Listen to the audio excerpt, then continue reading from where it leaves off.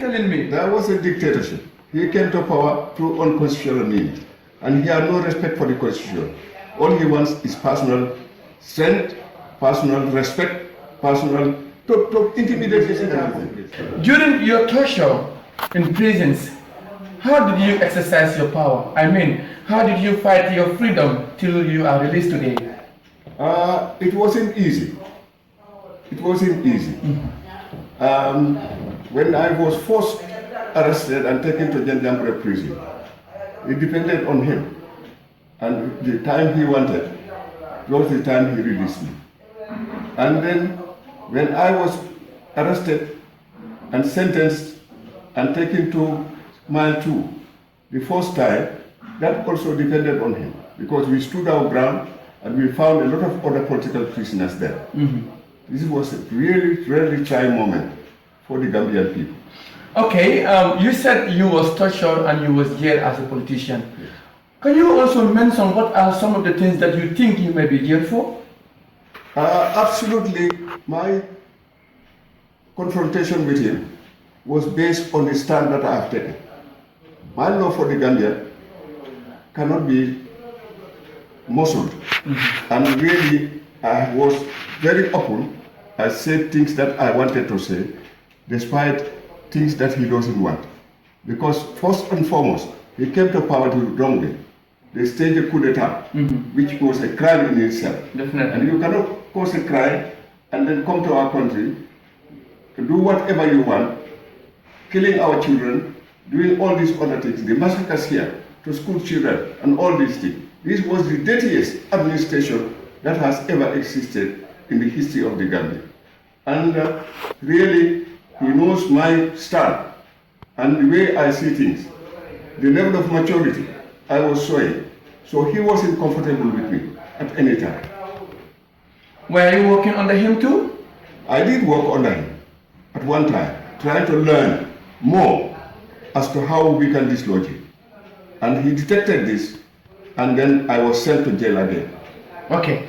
Now, another thing I want to know, with all what you was doing, are you telling me that the Constitution was not also performing its roles? Because the Constitution is what you should be taking for in the jail. So what are you telling me? There was a dictatorship. He came to power through unconstitutional means, and he had no respect for the Constitution. All he wants is personal strength, personal respect, personal to intimidate the entire population. He owns everything. You see the investigations that are going on now, what things have been revealed, the amount of money squandered, Gambian people's money and all these things. This was a filthy dictatorship that we regretted it happened. But I think what we gain from it is that we are going to unite and make sure that nothing like that happens here anymore. Okay. Now that he is not in the power, what is your role as a politician? My role as a politician, I am an elderly politician. And I love the government that is here. I love Barrow because of the stand that he has taken.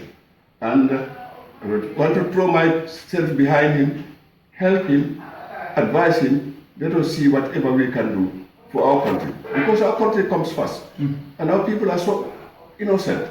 They are so good.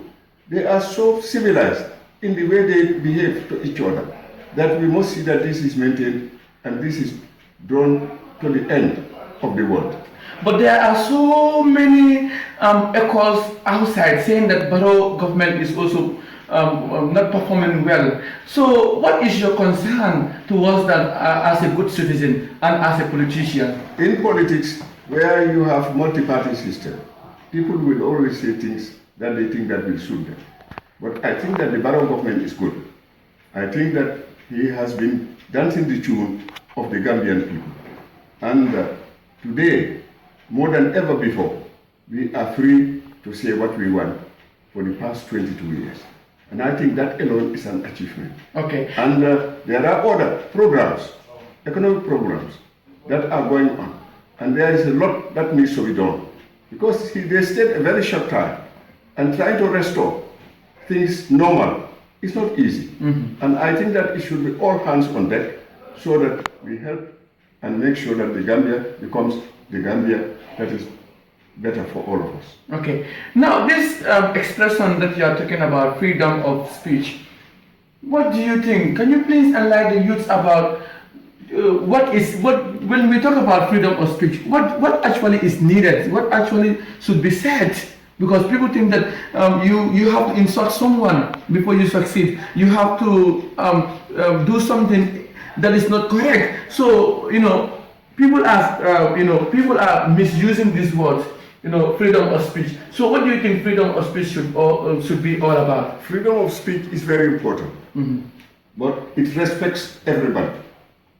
As you don't want to be insulted, you should not insult other people. You are all comrades, you are all living in the same community. You have our own way of seeing things.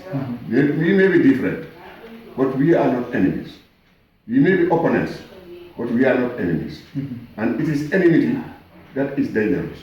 But or else, freedom of speech and people exercising their rights, fundamental rights go with freedoms. Without them, nothing can happen. But we have to train the people. We have to guide them so that they understand all these things. Because what we had in these 22 years of dictatorship was really a terrible situation. And it might still be in the minds of some people that think that that's the way you should behave.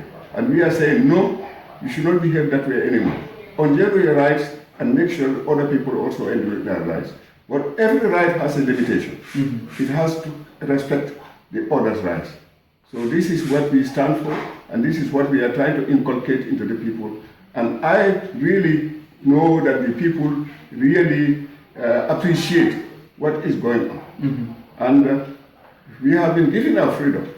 Barrow is not a dictator. Barrow is elected by the people. Barrow is behind the people. And we are making sure that he succeeds. Are you working under him personally? I am not working under him per se, because I developed some ill health in prison, and when I came, but now I am recovering. And when I recover, I am also going to make my own contributions because of all the experience that I have. Okay. Because if you don't have good governance, then the country will be in chaos. And leadership is about love for the people. Love for the people is primary. DM International, yeah. Don't forget to subscribe, like, DM International. Ala follow the wobit on dingonying. DM so wato tijede ala bulu kondi ngodi kijal ka follow wo wuleri dingonying. Al wodi kidal ka follow. Tinjang nim VM International, yeah.